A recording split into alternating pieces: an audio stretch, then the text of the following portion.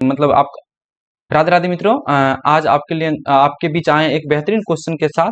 और अपने आप में ये एक बेहतरीन क्वेश्चन है। बिहार एसएससी और बिहार दरोगा हो या जो भी जीएस जिस भी एग्जाम में पूछा जाता हो, या 1 to 5 आपको, या बीपीएससी ले लीजिए, इस सब में क्वेश्चन आपको यही सेम टू सेम क्वेश्चन उठाकर डाल दिया जाता है। तो एक बार आप देख लीजिएगा, अच्छा से आपको अच्छा समझ में भी आएगा और बेहतरीन आपको मजा भी आएगा। ठीक ना। चलिए, जैसे देखिए मित्रों, एक एक करके हम चलते हैं। लिखा है कीव राजधानी किसका है, तो कीव राजधानी यूक्रेन का है। याद रखिएगा, ये क्वेश्चन पूछा आता है क्योंकि अभी युद्ध भी चल रहा है। तो कीव राजधानी किसका है, तो यूक्रेन के। आप यूक्रेन के मुद्रा पूछ देगा, तो यूक्रेन के मुद्रा है मित्रों रेविनिया। रेविनिया आप कैसे लिखते हैं जी, ऐसे ही लिखते हैं, रेविनिया। तो यूक्रेन के मुद्रा भी अवश्य याद रखिएगा, रेविनिया, रेविनिया ना जी। यूक्रेन की मुद्रा क्या है, रेविनिया, ये भी याद रखिएगा। चलिए अगला क्वेश्चन की ओर बढ़ते हैं मित्रों। 1857, ये थोड़ा डार्क कर लेते हैं इसका, हल्का ये थोड़ा लेंथ बढ़ा लेते हैं इसमें ना, इसका भी थिकनेस हल्का। चलिए अब सही है। हाँ, नहीं जी, कुछ ज़्यादा ही बड़ा हो गया, छोड़िए, जितना पर था उतना ही कर लेते हैं। ससुर फिर भी ये उतना ही करने देते हैं। हाँ, 1857 के विद्रोह जगदीशपुर से, इसका नेतृत्व किसने किया था, किसके द्वारा किया गया था। 1857 के विद्रोह जो हुआ था जगदीशपुर से, इसका विद्रोह का नेतृत्व जगदीशपुर से, इसका नेतृत्व किसने किया था, तो ये कुंवर सिंह हो जाएगा इसका आंसर। ये बिहार आरा से है, ठीक ना। ये आप देखते चलिएगा, क्वेश्चन आप गिनते भी चलिएगा कि आपको कितना क्वेश्चन इसमें आता है। ये दोनों तो इजी ही क्वेश्चन था। चलिए आगे बढ़ते हैं मित्रों। अस्पष्ट आकाश नीला दिखाई देता है क्योंकि, जो अस्पष्ट आकाश नीला क्यों दिखाई देता है बताइएगा। तो जैसे नीला प्रकाश वायुमंडल को अवशोषित करता है, ये तो गलत है। पराबैंगनी विकिरण को वायुमंडल में अवशोषित किया जाता है, ये भी गलत है। देखते चलिएगा आप लोग, और अपने आप को क्वेश्चन बनाते भी चलिएगा, ठीक ना। देखिए मित्रों, लिखा है सी नंबर, देखिए ये सी नंबर इसका आंसर हो जाएगा। बैगनी तथा नीला प्रकाश अन्य सभी रंगों को प्रकाश की तुलना में वायुमंडल द्वारा अधिक प्रकीर्णित होता है। इसका आंसर क्या हो जाएगा, सी नंबर। याद रखिएगा, स्पष्ट आकाश नीला दिखाई क्यों देता है, क्योंकि बैगनी और नीला प्रकाश जो अन्य सभी रंगों को प्रकाश की तुलना में वायुमंडलीय द्वारा अधिक प्रकीर्णित होता है, ठीक ना। इसका आंसर क्या हो जाएगा, सी नंबर। चलिए अगला क्वेश्चन की ओर बढ़ते हैं। देखिए मित्रों, हिमालय भालू तथा विशाल पांडा किन जातियों का उदाहरण है। देखिए बहुत अच्छा क्वेश्चन है ये क्वेश्चन, देखिएगा बहुत अच्छा क्वेश्चन है। बोलिएगा तो हिमालय भालू तथा विशाल पांडा किन जातियों का उदाहरण है। आप लोग भी क्वेश्चन का जवाब देते चलिएगा मित्रों। देखिए इसका आंसर बताइएगा, तो इसका आंसर क्या हो जाएगा आप लोग बताइएगा। तो पहले देख लीजिए क्वेश्चन, पहले देख लीजिए अच्छा से, जो आपको समझ में आ जाए उसके बाद बताते चलिएगा। आप लोग पढ़ लीजिए पहले। हिमालय भालू तथा विशाल पांडा किन जातियों का उदाहरण है। एक है मित्रों संकटग्रस्त जाति, एक है दुर्लभ जाति, एक है विलुप्त जाति, एक है सुमोद जाति। मित्रों ग्रस्त जाति में उसको रखा जाता है जो अब धीरे धीरे विलुप्त होने के कगार पे है। दुर्लभ जाति जो अभी तक दिख ही नहीं रहा है, ये इसका आंसर नहीं है, ऐसा नहीं ये टिक लगा रहे थे, इसका आंसर समझ लीजिएगा। दुर्लभ जाति जो अब दिखने रहा है, मतलब बहुत कम बचा है ना जी, कई किसी भी क्षेत्र में बहुत कम किसी पार्टिकुलर एरिया में बचा है, वो दुर्लभ जाति। उसके बाद विलुप्त जनजाति तो अब तो बचा ही नहीं, ये खत्म हो गया, वो विलुप्त। और सुमोद जनजाति उसको बोलते हैं जो अब संकटग्रस्त जाति में जाने वाला है। तो याद रखिएगा, भालू और विशाल पांडा ये सुमोग जाति है। काय जाति है सुमोग, ताकि यह संकटग्रस्त में जाने वाला है। इसका आंसर कितना हो जाएगा, सी नंबर इसका आंसर हो जाएगा, ठीक ना। देख लीजिएगा क्वेश्चन, इसका आंसर सॉरी सी नहीं डी नंबर इसका आंसर हो जाएगा। क्या हो जाएगा इसका आंसर, डी नंबर इसका आंसर हो जाएगा। याद रखिएगा इसका आंसर क्या हो जाएगा, डी नंबर। चलिए अगला और बढ़ते हैं। भारत के सबसे बड़ा नमक पानी का झील कौन है मित्रों। भारत में सबसे बड़ा नमक पानी का झील चिल्का झील है। ये कहाँ है, उड़ीसा में। चिल्का झील कहाँ पे है, उड़ीसा में सबसे बड़ा झील है। याद रखिएगा मित्रों, खारा पानी के सबसे बड़ा झील है। और सबसे ज्यादा खारा कौन है मित्रों, सांभर झील है। ये कहाँ, राजस्थान में। यहाँ लिख देते हैं। वैसे हम आज पीडीएफ में थोड़ा बड़ा करके वैसे ये लाए हैं जो लिखने में परेशानी नहीं हो, थोड़ा इसको बड़ा कर लेते हैं। चलिए ये कहाँ मित्रों, सांभर झील कहाँ है, राजस्थान में। देखिए सांभर हो, पंचपर्दा हो, टिडवाना, ये सब कहाँ पे है, राजस्थान में। ये भी कहाँ पे है, राजस्थान में। पर सबसे ज्यादा खारा पानी का बोलेगा तो ये सांभर झील सबसे ज्यादा। अगर मगर सबसे बड़ा पूछेगा तो ये चिल्का झील कहाँ, उड़ीसा में। चलिए इसका भी देख लीजिएगा, बोलते जो है बनाते चलिएगा आप लोग भी क्वेश्चन। सोलर सेल्स बने होते हैं, क्या चीज के सोलर सेल बना होते हैं, अर्धचालक का बना होता है। क्या होता है मित्रों, अर्धचालक, सेमी कंडक्टर का बना हुआ है। अगला क्वेश्चन है मित्रों, निम्नलिखित में से कौन सा भारतीय मानक समय रेखा के संदर्भ में रूप में माना जाता है। और छोटा कर ले, और चलिए थोड़ा और छोटा कर देते हैं। ने हल्का बड़ा आई कर लीजिए। यहाँ पे के लिखल है, देख तो लिए किए ना, यहाँ क्या लिखा है, के लिखा। क्वेश्चन है, निम्नलिखित देशांतर में से कौन सा भारतीय मानक समय के लिए संदर्भ के रूप में माना जाता है? तो कौन? 82.5 डिग्री। इसका आंसर क्या हो जाएगा? 82.5 डिग्री। देखिए मित्रों, याद रखिएगा 82.5 डिग्री या 5.5 घंटा आगे है। कितना घंटा आ गया है? 5.5 घंटा आ गया है। एक बात और याद रखिएगा मित्रों, जैसे यहाँ पे हो गया पूरब में कौन सा पॉइंट है? किबुथु है। कौन है मित्रों? किबुथु। पूरब में अरुणाचल प्रदेश में सबसे पूर्वी पॉइंट कौन है? किबुथु है। उसके बाद सबसे पश्चिमी पॉइंट कौन है? गोरमोता या गोहारमती जिसको बोलते हैं, गोरमोता है। ठीक ना? ये दोनों के बीच समय अंतराल कितना हो जाता है? 2 घंटा का हो जाता है। कितना घंटा हो जाता है मित्रों? 2 घंटा का समय अंतराल हो जाता है। ठीक ना? हो सकता है हम लिखने में थोड़ा मतलब दिक्कत हो जाता होगा, मगर आप लोग को बोल तो दे ही रहे हैं स्पष्ट सब बात का। ठीक ना?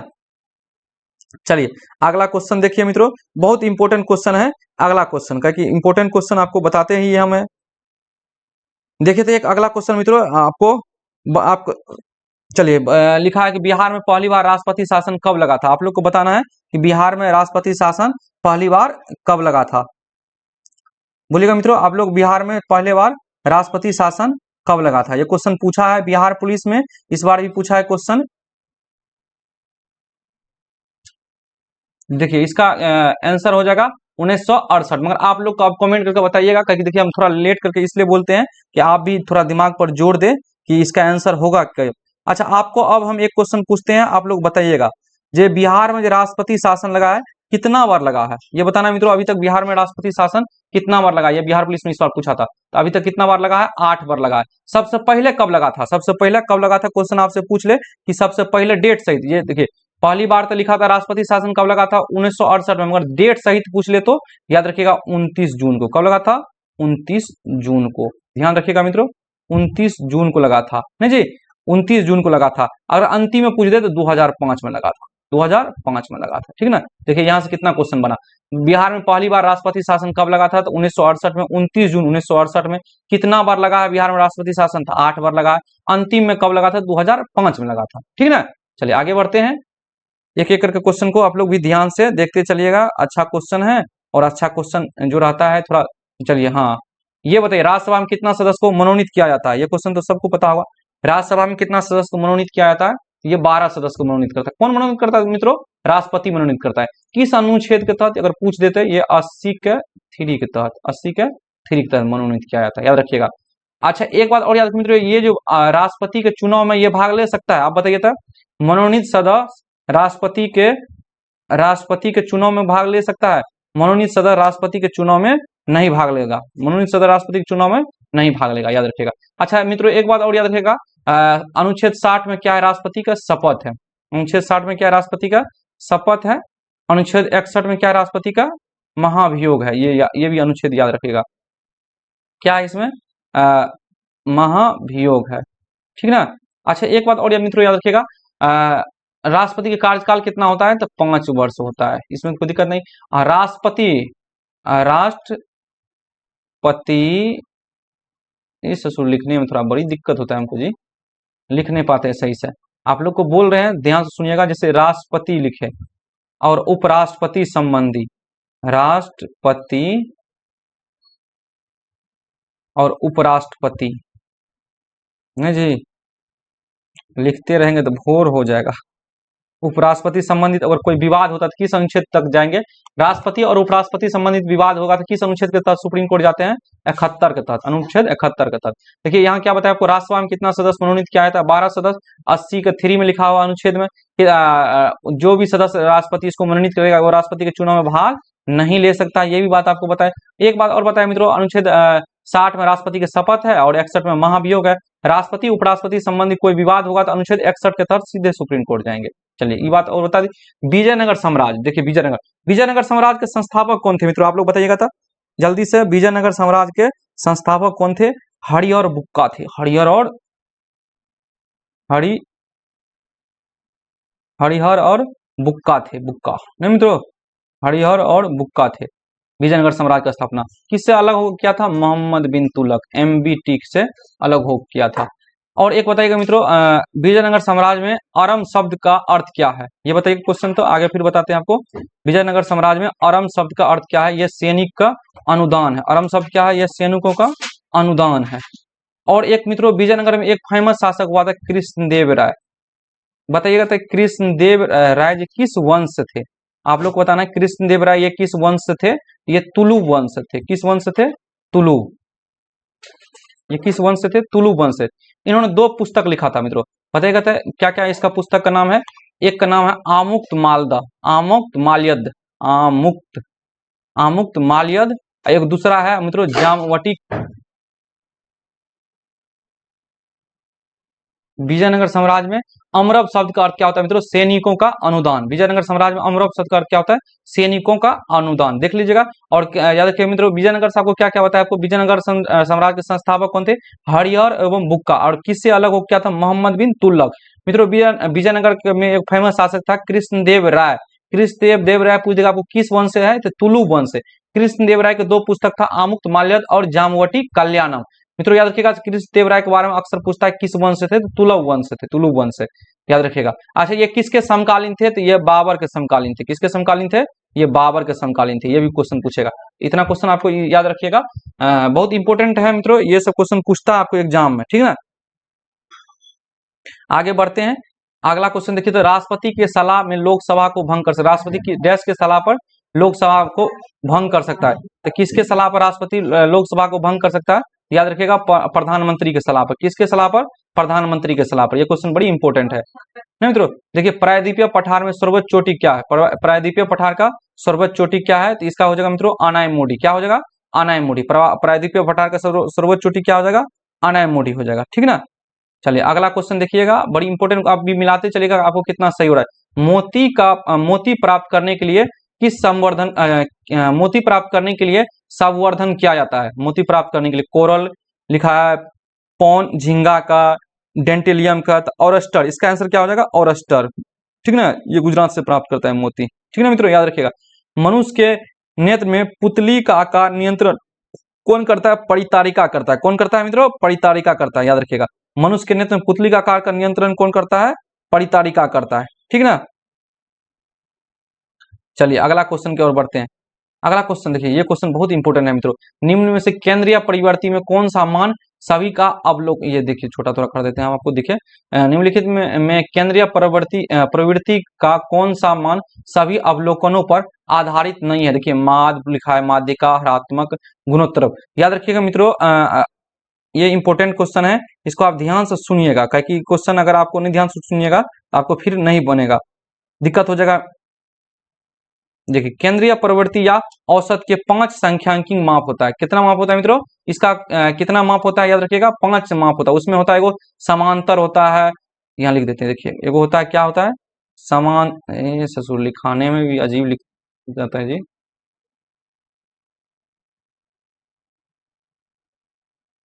समांतर होता है, और क्या होता है, माध्यिका होता है, माध्यिका होता है, और बहुलक होता है, बहुलक होता है, और ज्यामिति होता है। देखिए माद है, माध्यिका है, हरात्मक मान है, इसमें एक बहुलक हो जाएगा, और क्या हो जाएगा, ज्यामिति हो जाएगा ना मित्रों, ज्यामितीय माद हो जाएगा, मगर गुणोत्तर माद नहीं होता है, तो इसमें नहीं पूछ रहा था, तो ये नहीं होता है, याद रखिएगा, ठीक है ना। चलिए अगला क्वेश्चन की ओर बढ़ते हैं। अधिक अपवर्तनांक वाला माध्यम बताइए, अधिक अपवर्तनांक, दूसरे माध्यम की अपेक्षा प्रकाशित सघन माध्यम, यही इसका आंसर हो जाएगा, दूसरे माध्यम की अपेक्षा प्रकाशित सघन माध्यम। देखिए एक बात याद रखिएगा मित्रों, जब सघन से विरल, मानते ये अगर सघन है, ये माध्यम अगर सघन है, सघन से अगर विरल में जाता है, क्या होता है, केंद्र से दूर चल जाता है, केंद्र से दूर चल जाएगा, अभिलंब से दूर हो जाएगा। मगर विरल से अगर, याद रखिएगा मित्रों, यहाँ लिख देते हैं आपको, अगर मगर विरल से सघन में आएगा तो केंद्र की ओर झुक जाएगा, विरल से सघन में आएगा तो केंद्र की ओर झुक जाएगा, ठीक ना। चलिए अगला क्वेश्चन पढ़ते हैं। सतलज और काली नदी का मध्य हिमालय जाना जाता है, सतलुज तथा काली नदी के मध्य हिमालय जाना जाता है। देखिए यहाँ पे आपको हम बताते हैं, ध्यान से सुन लीजिएगा मित्रों। देख सतलज तथा काली, देखिए एक बार आप लोग बताइएगा तो हमको, सिंधु और तथा सतलज के बीच का क्षेत्र को क्या बोलते हैं, ये बोलते हैं पंजाब हिमालय या कश्मीर हिमालय। सिंधु तथा सतलज के क्षेत्र को पंजाब हिमालय या कश्मीर हिमालय।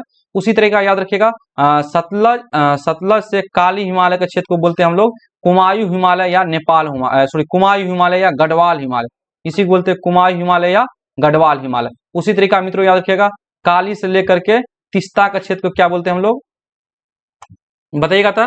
काली से लेकर के तीस्ता का क्षेत्र को हम लोग क्या बोलते हैं, आप लोग बताइएगा। एक दो क्वेश्चन आप लोग भी बताए थे। चलिए, काली से लेकर तीस्ता क्या बोलते हैं, नेपाल हिमालय बोलते हैं। क्या बोलते हैं मित्रों, नेपाल हिमालय। ध्यान दीजिएगा यहाँ कितना क्वेश्चन आपको हम बता रहे हैं। और उस याद रखिए काली से तीस्ता के लिए क्या बोलते हैं हम लोग, नेपाल हिमालय बोलते हैं। और तीस्ता से दिहांग या ब्रह्मपुत्रा, इसी को बोलेंगे दिहांग या ब्रह्मपुत्रा क्या बोलते हैं, असम हिमालय बोलते हैं। इसका आंसर क्या हो जाएगा आप लोग बताइएगा। था देखिए फिर से हम रिपीट करा देते हैं, थोड़ा लिखने में दिक्कत होता होगा।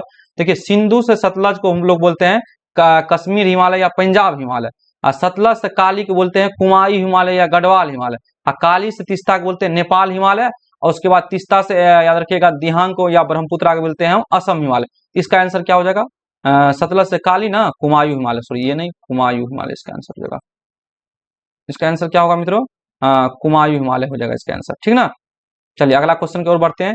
सरकार द्वारा अवरोध अथवा प्रतिबंध हटाना क्या कहलाता है, उदारीकरण कहलाता है। क्या कहलाता है, उदारीकरण कहलाता है। चलिए बताइएगा। तो 1809 में फारसी में गिफ्ट टू मोनोथिस्ट किसने लिखा था, बताइए। ये इजी है, गिफ्ट टू मोनोथिस्ट आप पढ़े होंगे, बस इसका इंग्लिश वर्जन कर दिया है। थोड़ा आपको इसलिए लगता है कि बहुत हार्ड है, मगर एक बार आप देख लीजिएगा तो आपको आसान लगने लगेगा। देखिए गिफ्ट टू मोनोथिस्ट का होता है मित्रों फुतवात उल मुअब्बदीन। फुतवात उल मुअब्बदीन तो अब तो पता ही चल गया कौन लिखा था, राजा राम मोहन राय।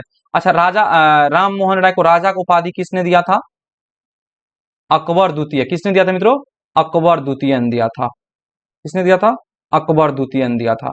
सती प्रथा पर प्रतिबंध कब लगा था, 1829 में विलियम बेंटिक थे गवर्नर जनरल, ठीक ना। यही दोनों पूछता है। उसके बाद ये तो करंट था उस टाइम का। जो मित्रों बताइए तो विपर्जय खबरों में था, ये क्या है, विपर्जय तो एक चक्रवात था नहीं जी। विपर्जय क्या था, एक चक्रवात था।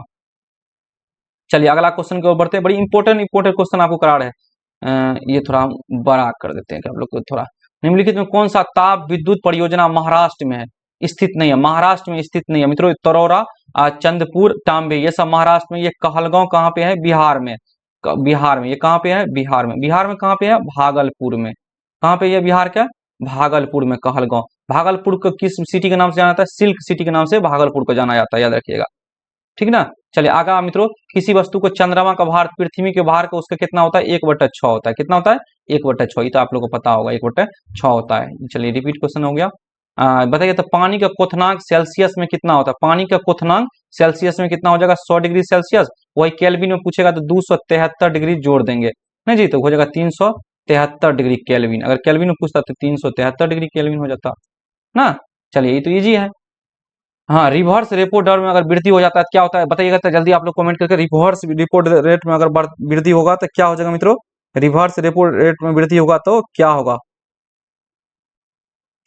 जल्दी बताइएगा। रिवर्स रेपो रेट में अगर वृद्धि होता है तो तरलता घटता है, याद रखिएगा, तरलता घटता है। अगर रिवर्स रेपो रेट में अगर कमी होगा तो तरलता बढ़ता है। ध्यान दीजिएगा, याद एक कर लीजिएगा दोनों के, इससे सुर ठीक है, इकोनॉमिक्स का है। धुआंधार प्रपात, मतलब वही लिखा है धुआंधार जलप्रपात का संबंध किस नदी से है, तो ये नर्मदा नदी से है। नर्मदा नदी कहाँ से निकलता है, अमरकंटक के पहाड़ी से। कहाँ से निकलता है मित्रों, अमरकंटक के पहाड़ी से नहीं जी। अच्छा बताइए तो एक और बिहार का और दक्षिण से उत्तर की ओर बहती है नदी जो अमरकंटक के पहाड़ी से निकलता है, कौन नदी है, सोन नदी है। सोन नदी, सोन नदी गंगा में कहाँ मिलता है मित्रों, पटना में मिलता है नहीं जी। सोन नदी गंगा में कहाँ मिलता है, पटना में मिलता है, याद रखिएगा। चलिए आगे बढ़ते हैं। निम्नलिखित में किसका उपयोग करते हैं कांच पर लिखने के लिए, शीशा पर लिखने के लिए किसका उपयोग किया जाता है मित्रों, याद रखिएगा, हाइड्रोजन फ्लोराइड के HF का उपयोग करते हैं कांच पर लिखने के लिए, ठीक ना।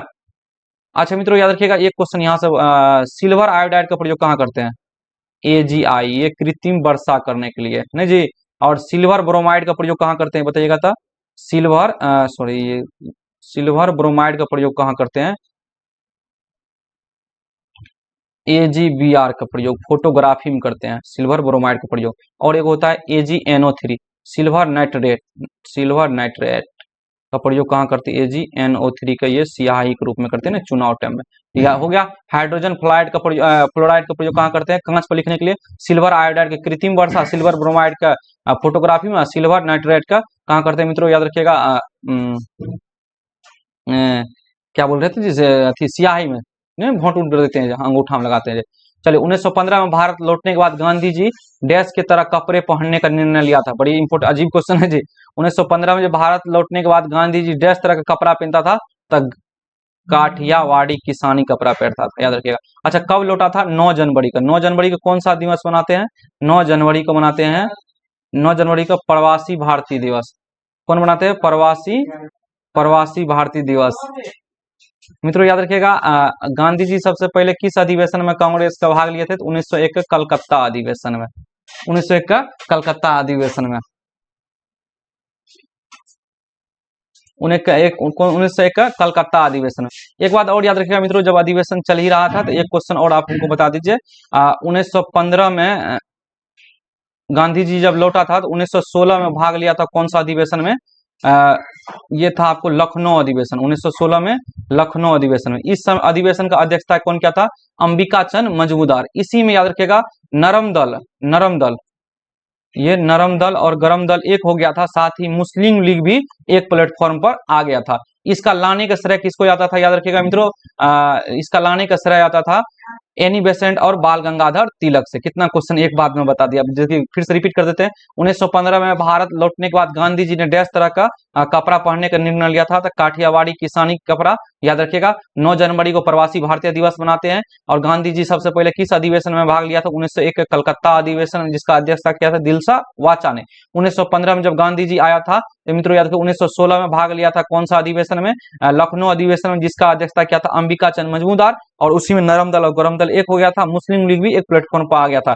लाने के श्रेय किस पे? ये भी याद रखिएगा। चलिए एक क्वेश्चन था, मध्यकाल में सामंत को उसके लॉर्ड जो जमीन देता था उसे डैश कहलाता था? उसे बीफ कहलाते थे। ये सब याद कर लीजिएगा मित्रों। मध्यकाल में सामंत को उसके लॉर्ड जो जमीन देता था वो क्या कहलाता था? बीफ कहलाता था।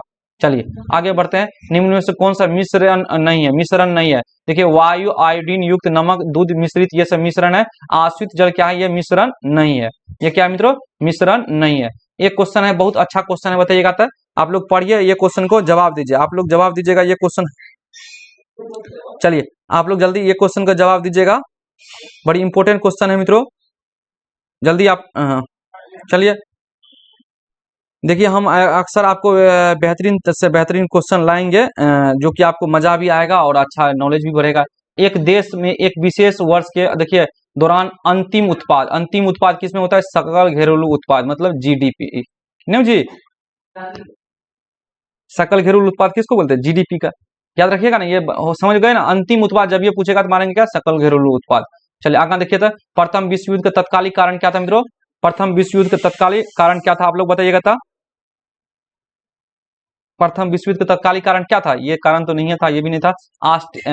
ऑस्ट्रियन राजकुमार फंडिट की हत्या। प्रथम विश्व युद्ध नहीं मित्रों। देखिए प्रथम विश्व युद्ध के बाद जर्मनी पर एक संधि थोपा गया था, उसको क्या बोलते हैं? वर्साय का संधि। वर्साय का संधि कब हुआ था? ये वर्साय का संधि कब हुआ था? 19 जून 28 जून। 19 जून नहीं होगा, 28 जून 1919 को हुआ था। बड़ी इंपॉर्टेंट डेट है, याद रखेगा। 28 जून 1919 को हुआ था। 28 जून 1919 को, ठीक ना? 28 जून 1919 को हुआ था। इसमें और कुछ बताते हैं मगर आज बहुत कम मेरे पास समय है, बाकी बताएंगे आपको कभी न कभी। नवनिर्वाचित लोकसभा में तत्कालिक अध्यक्ष किसे चुना जाता है? तो याद रखिएगा लोकसभा के वरिष्ठ जो सदस्य होता है उसी को चुनते हैं, ठीक ना? अभी कौन बड़ा है? अभी कोई महताब है, बहरती महताब, कुछ इस टाइप का। G20 के देश का सदस्य कौन नहीं है मित्रों? तो याद रखिएगा बांग्लादेश G20 के सदस्य नहीं है, ठीक ना? G20 के देश सदस्य कौन नहीं है? बांग्लादेश नहीं है। निम्न में कौन सा पादप युग उभयलिंगी है? उभयलिंगी जिसमें स्त्री लिंग और पुल्लिंग दोनों सेम हो, मतलब एक ही में हो। पुंकेश्वर स्त्री केसर नहीं बोलते जी, जो दोनों में हो उसे बोलते उभयलिंगी। याद रखिए गढ़हर, क्या लिखे? गढ़हर और सरसों, ये क्या है? उभयलिंगी है। गढ़हर और सरसों क्या है मित्रों? उभयलिंगी है, ठीक ना? गढ़हर नहीं लिखा है, गुड़हर लिखा है। गुड़हर और सरसों क्या है? उभयलिंगी है। ये क्वेश्चन का अवश्य याद रखिएगा, उभयलिंगी ये क्वेश्चन पूछता है बार बार, कई न कई एग्जाम में पूछा गया है कि गुड़हर और सरसों क्या मित्रों, उभयलिंगी है। चलिए ये क्वेश्चन अवश्य याद रखिएगा। निम्नलिखित कौन पादप में उभयलिंगी पुष्प होता है? गुड़हर और सरसों। याद रखिएगा मित्रों, गुड़हर और सरसों क्या उभयलिंगी है, ठीक ना। चलिए पपीता और याद रखिएगा तरबूज। पपीता और तरबूज जो होता है ना, पपीता पपीता और तरबूज एक लिंगी होता है। पपीता और तरबूज ये क्या होता है? एक लिंगी होता है। ये बिहार पुलिस में पूछा था पपीता के बारे में। पपीता क्या होता है? एक लिंगी होता है, जबकि गुड़हर और तथा सरसों क्या होता है? उभयलिंगी होता है। आगे बढ़ते हैं। चलिए ये क्वेश्चन था, विधान परिषद वाले राज्य विधान, ये क्वेश्चन पढ़िए देखिए, विधान परिषद वाले राज्य को विधान परिषद के सदस्यों की, यहाँ कम कर दे थोड़ा दिखता नहीं हुआ, चलिए की ये लिखा है, यहाँ की लिखा हुआ है और तो बढ़ाइए दिए हम जी। चलिए किधर गया क्वेश्चन भाई, यहाँ ये क्वेश्चन है, यहाँ की लिखा है, विधान परिषद वाले राज्य के विधान परिषद वाले राज्य विधान परिषद के सदस्यों की कुल संख्या उस राज्य के विधानसभा के कुल संख्या के कितना परसेंट होता है? विधानसभा के कुल संख्या के कितना परसेंट हो जाएगा? सॉरी कितना परसेंट नहीं, कुल संख्या के कितना से अधिक नहीं होना चाहिए, एक तिहाई से अधिक नहीं होना चाहिए। विधान परिषद वाले राज्य के विधान परिषद के सदस्यों की कुल संख्या उस राज्य के विधानसभाओं के सदस्यों की कुल संख्या का एक तिहाई से अधिक नहीं होना चाहिए, या 40 वाला सीट से भी कम नहीं होना चाहिए, 40 सीट से भी कम नहीं होना चाहिए। जैसे बिहार में 243 विधानसभा की सीट है, मगर याद रखिएगा विधान परिषद की सीट कितना है? 75 है, ठीक ना। चलिए आगे बढ़ते हैं। जी का मान कितना होता है? ये तो बिहार पुलिस में भी पूछा था, जी का मान कितना होता है? 28 तारीख वाला एग्जाम पूछा था, 6.67 गुना 10 to power -11 newton metre square by KG square. G का मान कितना होता है? डोमेन शब्द का तात्पर्य क्या है? देखिए डोमेन शब्द का तात्पर्य क्या है, आप लोग बताइएगा। डोमेन शब्द का तात्पर्य क्या है? डोमो शब्द का तात्पर्य है जनता से। डोमो शब्द का तात्पर्य क्या है? जनता से। चलिए ये क्वेश्चन पीडीएफ लगा दिया था ससुर। संविधान का अनुच्छेद 25 से संबंधित है धर्म का स्वतंत्रता। अनुच्छेद 25 क्या है? धर्म का स्वतंत्रता। समानता का अधिकार है 14 से 18। समानता का अधिकार कितना है? 14 से 18। स्वतंत्रता है 19 से 22, यही ना जी। और शिक्षा है 23-24 अल्पसंख्यक का ना। चलिए बताइए शिक्षा का मित्रों क्या संविधान संशोधन द्वारा मौलिक अधिकार में जोड़ दिया, मूल अधिकार में जोड़ दिया? बताइएगा तो 86वां संविधान संशोधन 2002 द्वारा नहीं जी। 86वां संविधान संशोधन 2002 द्वारा किस में जोड़ा गया है? 21 के क में जोड़ा गया है। किस में जोड़ा गया? 21 के क में जोड़ा गया है। ये बात याद रखिएगा, किस में जोड़ा गया है? 21 के क में जोड़ा गया है।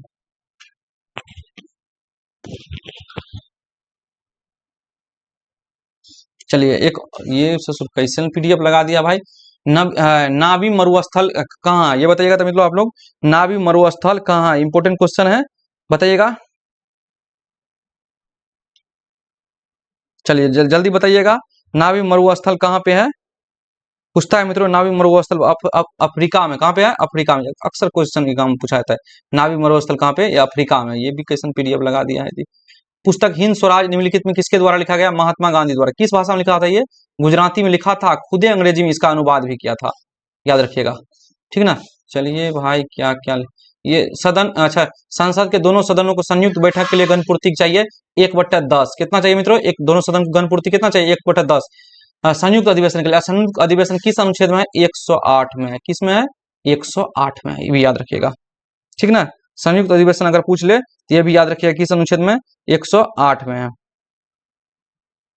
क्या क्वेश्चन है, क्वेश्चन कभी पूछ सकता है भाई, नहीं जी। क्वेश्चन को ठीक है, कौन क्वेश्चन पूछ लेगा। चलिए जल्दी से आप लोग ये क्वेश्चन देखिए, ऊपर वाला जो हम बढ़ा देते हैं, फिर एक बार आप रिपीट करके वीडियो देख लीजिएगा। थोड़ा हम जल्दी में आज हैं क्योंकि हमारा एक और डेली बेसिस पे क्यूज चलता है। आप लोग भी जुड़ा कीजिए 7-15 से, जिसमें 17 हो गया है। ये वीडियो क्यूज के बाद ही अपलोड होगा। चलिए अगला क्वेश्चन की ओर बढ़ते हैं मित्रों। बताइए तो ये क्वेश्चन बड़ी इंपॉर्टेंट है, आप लोग बताइएगा। ये क्वेश्चन जो है बड़ी इंपॉर्टेंट है, आप लोग जल्दी बताइए, और यहीं पर मन करता है खत्म कर दे कि आगे बढ़े। जल्दी से आप लोग बताइएगा।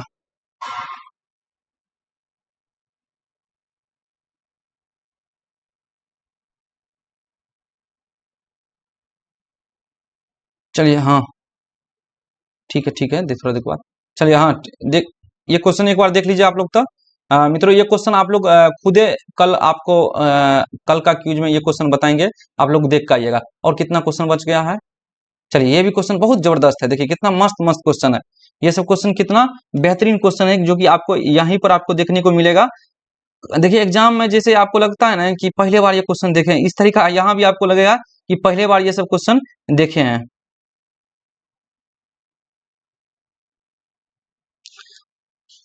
चलिए आज भर के लिए इतना ही मित्रों। एक दो क्वेश्चन और बचा है जो इस सेट का, वो आपको हम कल बता देंगे। बाकी यहाँ से उसके बाद फिर कल से आपको रेगुलर बेसिस पर, डेली बेसिस पर हम ये वीडियो अपलोड करेंगे। बेहतरीन क्वेश्चन जिसमें देखिए ये सब कितना मस्त क्वेश्चन सब है। आज हमारे पास बहुत कम